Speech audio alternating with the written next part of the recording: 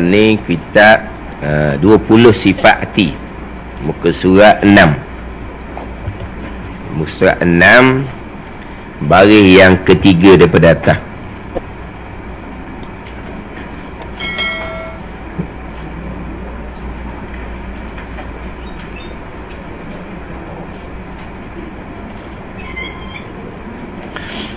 Qala al-muallifu rahimahullahu ta'ala wa nafa'ana bi'ulumihi amin. Nabi sallallahu alaihi wasallam ada bersabda, la yadkhulul jannata man kana fi qalbihi misqalu habbatin min khaldalin min kibrin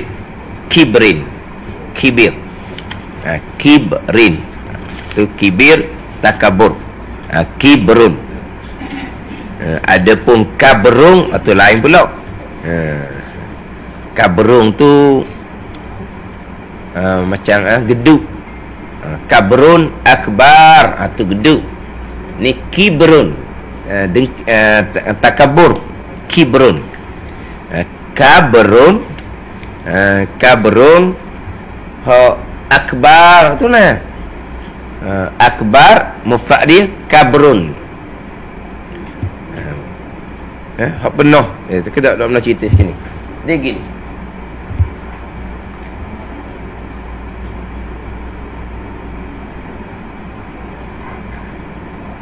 Kabrun. Kalau jamak banyak. Akbar. Jamak. Kenapa kabrung ni geduk? Kibrung sombong. Kabrung mana? Tu hak bagi hujung sakit, bagi hujung tu. Hak tu ikut erok nahu. Hak hujung tu jadi belah ke kibrung ke kiberang ke hara hujung dak kira bagi. Bagi hujung dak kira, bagi hujung tu ikut erok nahu. Jadi kalau kibrung sombong, kalau kabrung ni akbar. Hak orang takbir ihram tu lah. Allahu akbar, Allah Maha Besar. Dia pergi panjang tepat hak tak boleh panjang. Allahu akbar. Ni akbar. Lepas ber ada alih dia. Apa makna? Geduk. Geduk. Akbar. Jamak mufrad dia kata kabrun. Akbar, geduk. Mana? Sebab dia boleh panjang setepat je takbir. Allahu akbar. Kalau panjang Allahu akbar, adakah Allah Maha Besar? Tu biar hamzah istifham. Allahu akbar. Allahu akbar, orang Allah Maha Besar. Allahu akbar, Allah geduk.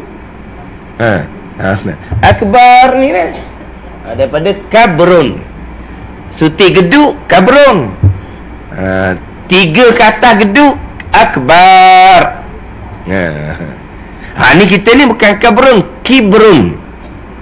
Kibrun ni sombong. Ni kibring ni dah mim tu kan. Ikut nahwu tu. Bagi hujung ada kira. Itu ikut erok nahwu lah.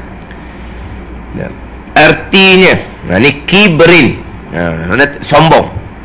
Artinya tidak masuk syurga orang yang ada di dalam hatinya sebesar orang yang ada dalam hatinya seberat timbangan biji sawi. Ada dalam hati seberat biji sawi ni sifat takabur, yakni membesar diri. Hadis riwayat Muslim. Ni masih lagi cerita bab sifat mazmumah. Yang pertama sifat takabur, sifat sombong, dengan bahawa dia memandang dia memandang rendah akan orang lain, dan dia memandang dirinya lebih daripada orang yang lain. Itu takabur atau sombong. Yang mana sombong di antara dosa-dosa besar. Sombong, takabur di antara dosa-dosa yang besar. Ada. Dalam Quran Allah Ta'ala berfirman, fabi'sa maswal mutakabbirin, maka sejahat-jahat tempat kembali di hari akhirat kepada orang yang sombong. Kepada orang yang sombong. Seberat-berat tempat kembali dalam neraka di hari akhirat kepada orang yang sombong. Ini takabur, sombong, membesar diri, beranggapan diri itu lebih daripada orang yang lain. Kemudian Nabi pula bersabdanya, tidak masuk syurga orang yang ada dalam hatinya sebesar timbangan biji sawi, sifat takabur. Tidak masuk syurga di sini bersama dengan orang yang masuk syurga awal-awal. Bukan tak masuk syurga terus, sebab orang mati dalam iman akhirnya akan masuk syurga juga.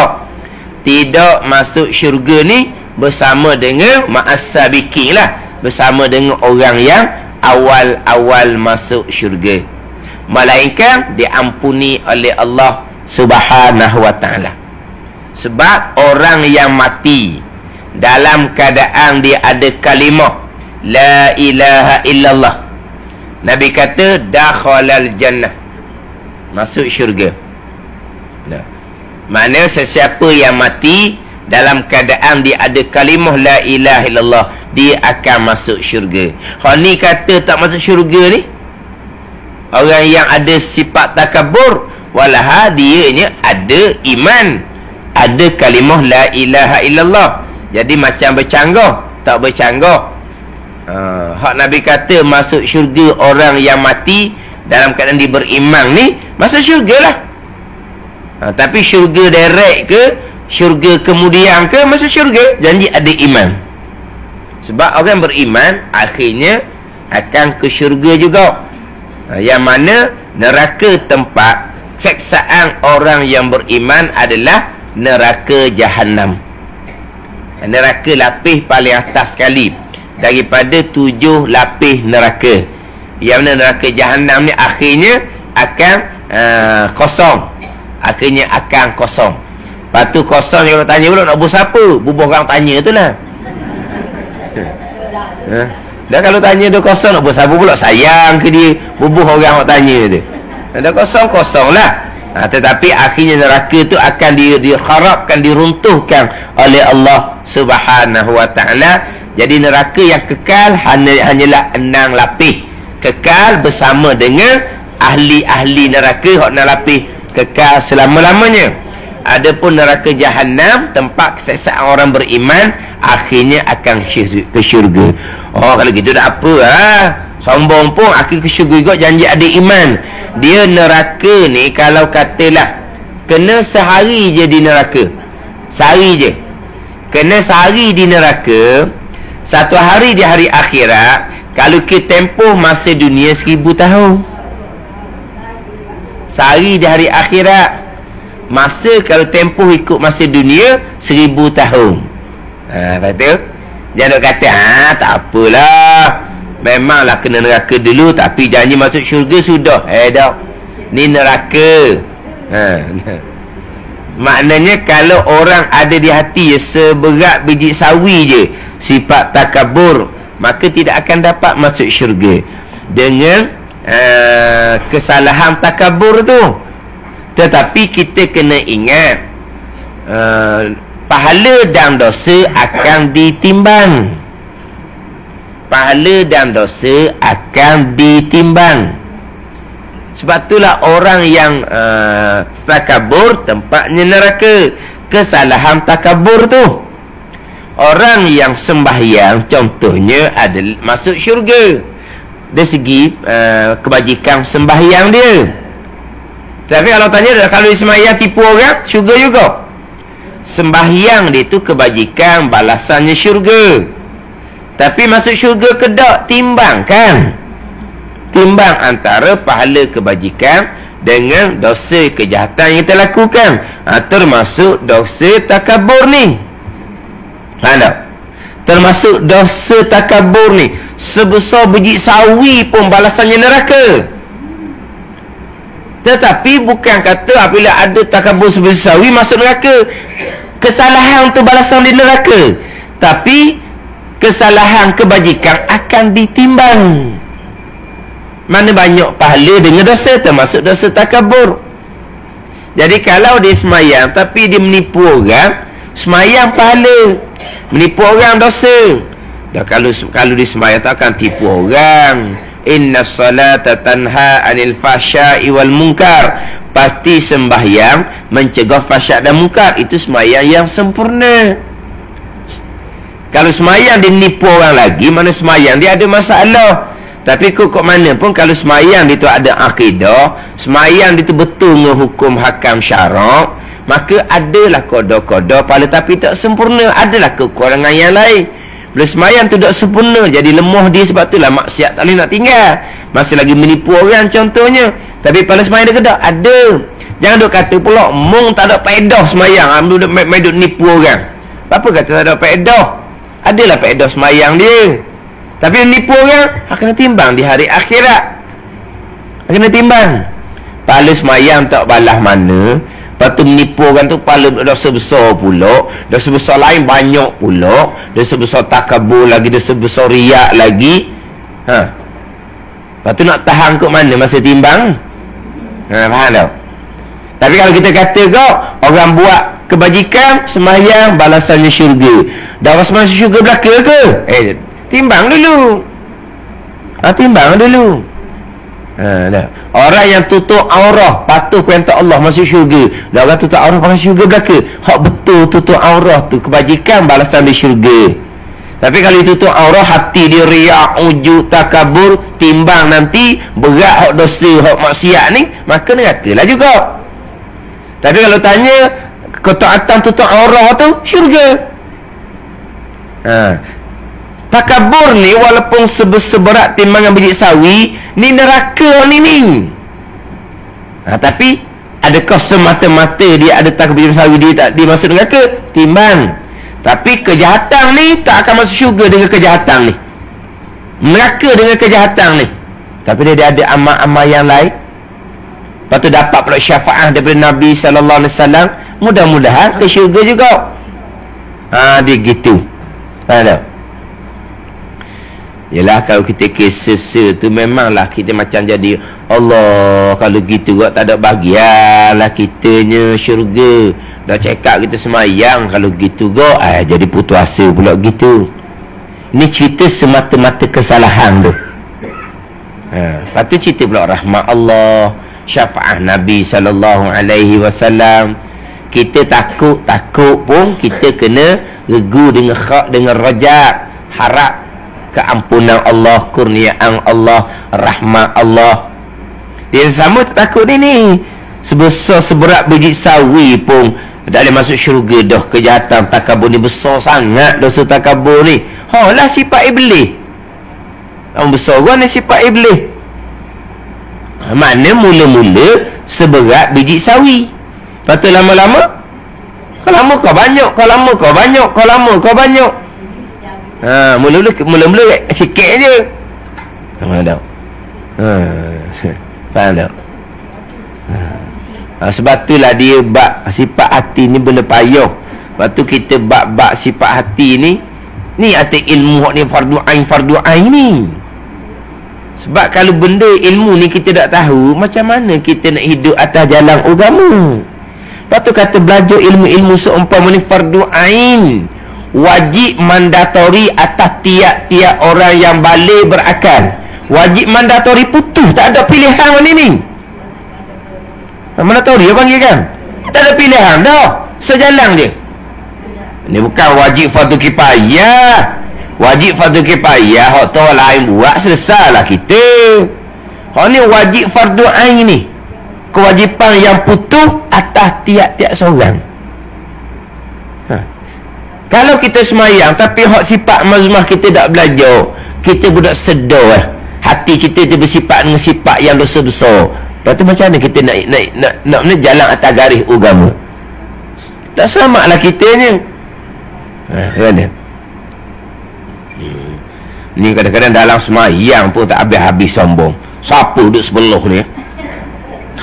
Kau tengok macam baju semayang pun murah, keduk je nampak sebelah ni. Orang kampung mana mai duduk depan ni?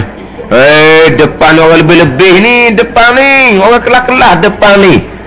Oh, dia mari selit tengah orang kampung mari mana ni?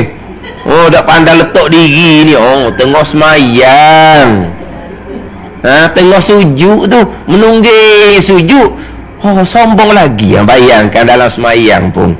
Dan kalau kita dak pelahir hati kita molek, kalau kita sifat takbur daripada awal kita dah sedar pun benda ni benda salah, macam mana kita nak baiki hati kita? Ni kata fardu ain ni.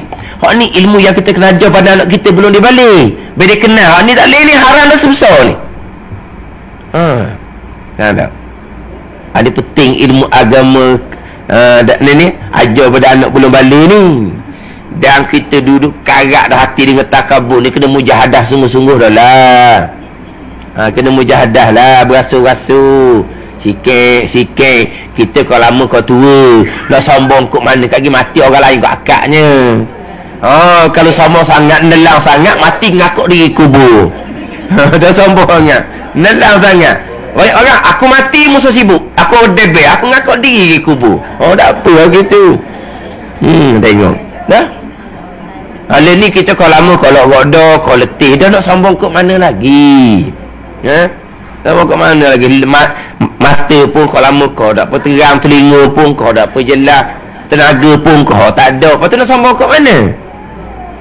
Tu mana kena mujahadah lah ni. Ni kena mujahadah. Ni semua di antara ilmu yang wajib fardu ain kepada kita. Kemudian kita nak cerita pula macam mana kita nak mengelak, nak buang sifat takabur ni. Bagi mengelakkan diri dari sifat takabur, hendaklah yang pertama mengingat bahawa segala kelebihan dan nikmat yang dimilikinya seperti harta, pangkat, ilmu dan sebagainya, hak ada di kita ni, kena ingat semua itu daripada kurniaan Allah Subhanahu wa ta'ala, dan nikmat Allah yang wajib disyukuri, bukan untuk dimegahi. Tu nak ingat kau tu. Kita nak sambung betul mana? Kita orang kaya, tak kaya mari mana? Daripada Allah. Bukan nak suruh kita sombong, nak suruh kita syukur. Ingat kau tu. Kita ilmu banyak mari mana? Mari daripada kurnia Allah. Kita amal banyak mari mana? Taufik hidayah Allah Subhanahu wa ta'ala. Ini jalan untuk kita mengelakkan diri kita daripada sifat takabur. Wallahu a'lam. Bismillahirrahmanirrahim. Alhamdulillahirabbil alamin, wassalatu wassalamu ala sayyidil mursalin wa ala alihi wa sahbihi ajma'in. Allahumma ftah alaina futuhal arifin, Allahumma allimna ilma akdamin, wa fahimna famasabikin, warzuqna ruqat talibin. Allahumma zidna ilma wa alhiqna bis salihin. Wa sallallahu ala sayyidina Muhammadin wa ala alihi wa sahbihi wa sallam. Walhamdulillahirabbil alamin.